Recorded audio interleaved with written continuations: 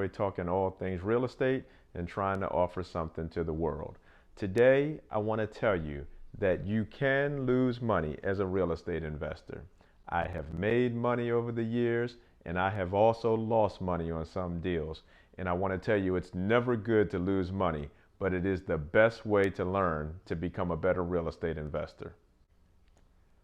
I bought an 8-unit apartment building in Baltimore in June of 2016.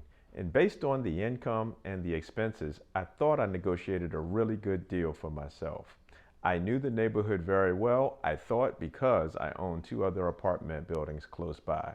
Prior to closing, I had an inspection done, and the inspection resulted in me getting $10,000 at the closing table from the seller because the property needed some work. So everything looked good on paper. I was excited, and then I closed on the property. The first 6 months of me owning the property went smoothly. I was getting a check every month from the management company. The money wasn't as much as I wanted it to be because of management issues, and repairs always seemed to pop up. By December of 2016, I decided that I needed to start visiting the property more often. When I was there, I met a tenant, and she told me that she thought she was living in a slum situation. A few weeks later, she abruptly moved out without giving any notice to the management company. A few weeks after that, another tenant abruptly left without notice. The management company managed a lot of property in Baltimore and couldn't even find the time to re-rent my 2 vacant apartments for several months. As I visited the property more often, the tenants told me that they despised the management company because of lack of responsiveness to repairs and maintenance issues. As I visited the property more frequently, I became increasingly concerned with what I saw. Maintenance and repair issues were not being addressed. One tenant was stealing electricity, and eventually when she moved out, she abandoned the property, leaving me a mess. Drug dealers were occupying one apartment and running a $25,000 per day operation, including a prostitution brothel. And all of this, I was being charged 8% every month by the management company to manage the property, and they even charge more when they use their own forces to make repairs and maintenance.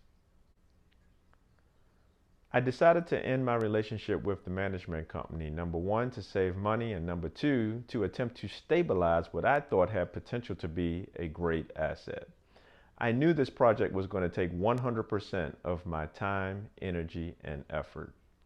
I successfully evicted 5 out of the 8 tenants from the building. However, rebuilding and refurbishing their apartments cost me a lot of money, tens of thousands of dollars, which were unexpected expenses because I thought I was getting a property that didn't need that much work. Since taking over management of the property, I regularly visit the property 1 to 2 times per week for more than 3 years now. I engage with my tenants, and I do everything I can to provide the highest level of customer service.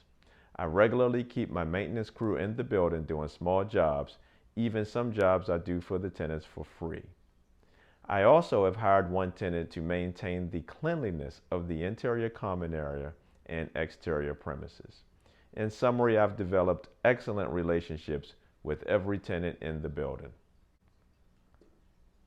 The only time that I've made money on this property is between the time period of June of 2016 and December of 2016.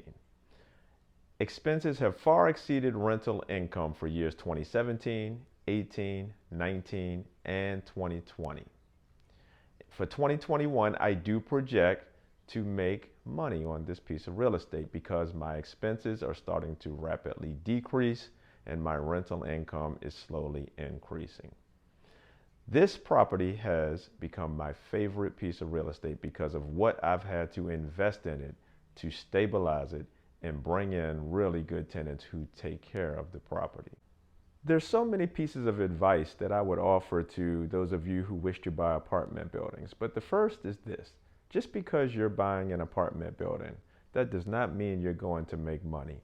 This is a customer service business, and you must strive to provide the highest level of customer service to your clients.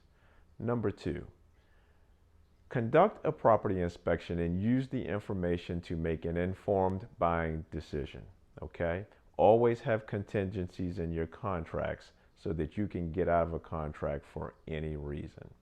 Number 3, know the neighborhood. I generally knew this neighborhood because I owned properties nearby. But this neighborhood was a section or a block where there was some drug activity going on. That activity has since been cleared up. However, it would have saved me a lot of time and headache had I known this before I bought the property.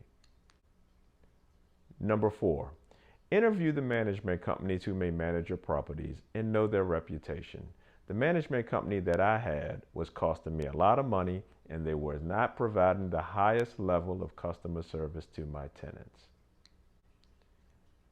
I hope you enjoyed hearing this story about a property that really cost me a lot of money, time, and energy over the last 5 years. It has become my favorite piece of real estate because of what I've had to put into it, and it looks beautiful now. My tenants are happy. I drive by, I don't have to spend a lot of time there anymore. Things are going very well. So if you like this story, please click the like button, turn on your notifications, and subscribe to my channel. I appreciate it very much and have a nice evening.